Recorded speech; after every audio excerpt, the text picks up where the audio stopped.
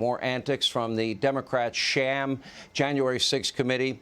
We've been telling you this is a waste of your time and money. They have a predetermined outcome. And by the way, it lacks any serious investigation.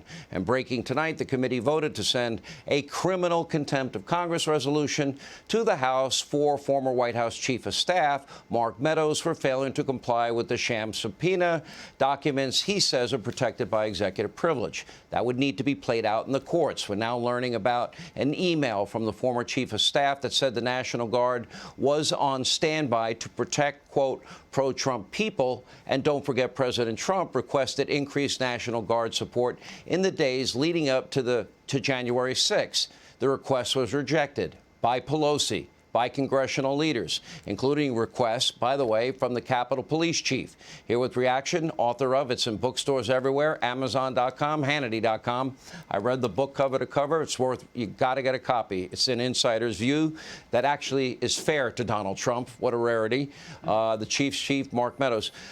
First, I guess I'll get your reaction to the January 6th vote 9-0 to now go before the House. But we already know this is a predetermined outcome. Didn't we learn that when they kicked Jim Jordan and Jim Banks off the committee? Well, we did. Obviously, it's disappointing, but not surprising. And let's be clear about this, Sean. This is not about me holding me in contempt. It's not even about making the Capitol safer. We see that by some of the selective leaks that are going on right now. This is about Donald Trump and about actually going after him once again, continuing to go after Donald Trump. And when we look at the real results of this investigation, it is not really, the foundation is not based on a legislative purpose.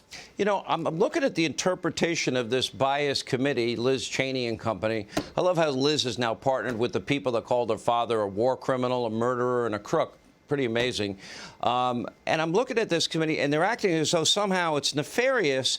You have massive crowds coming to Washington. We just came out of the summer of 2020.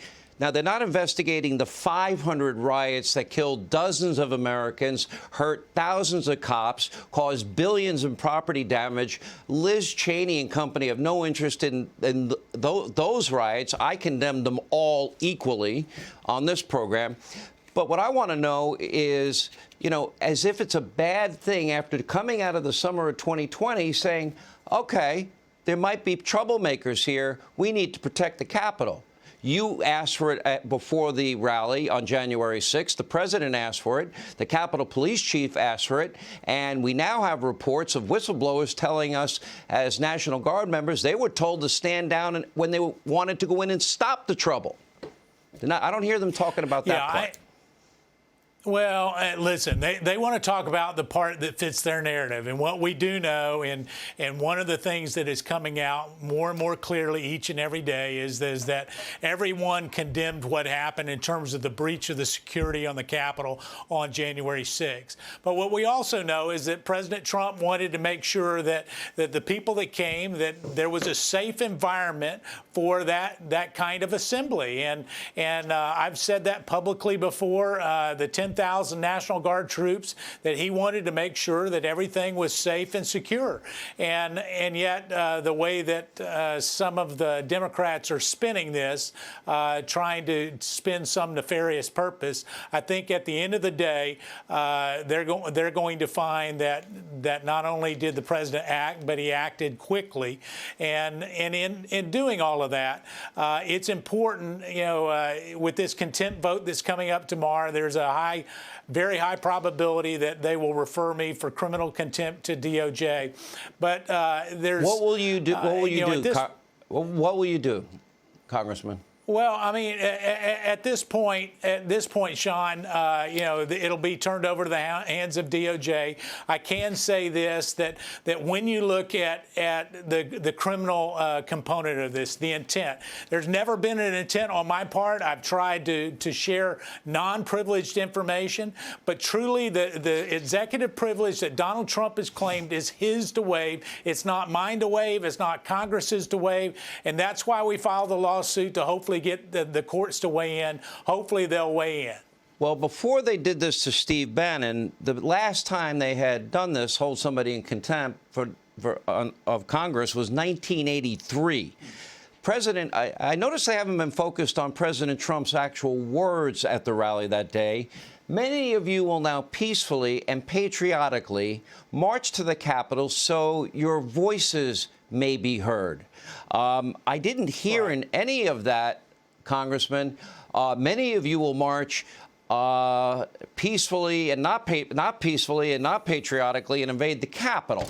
Now, the fact that they are ignoring your request, they're ignoring the president's request, they're ignoring the Capitol Police chief's request earlier for support from the National Guard, which is especially after the summer of 2020, that's just good common sense. That's smart policing. That's for the protection of everybody. Well, you're exactly right, and obviously having those National Guards available, actually the reason they were able to respond when they did was because President Trump had actually put them on alert. But I would also want to comment on one other thing. If we look at senior officials, chiefs of staff, and those senior to the President of the United States, compelling them to come in and testify, and what we're seeing now, there's lots of jurisprudence and at least legal opinions and law that would suggest that that's not something that should be in the purview of Congress. So hopefully the courts will weigh in. Well, I got a question. You know, I said that day, and I said it now, and I mean it. We're a country of law and order. We have to be. Now, with that said, I want to get to the bottom of it. I want to know why the Guard was told to stand down, one. I want to know why your request, why President Trump's request for the Guard, knowing what happened in the summer of 2020, was denied. And I would like an answer to why we had 500 riots in the summer of 2020, dozens of Americans dead, thousands of cops injured, billions of dollars in property damage, arson, and looting. Where's that committee, Congressman?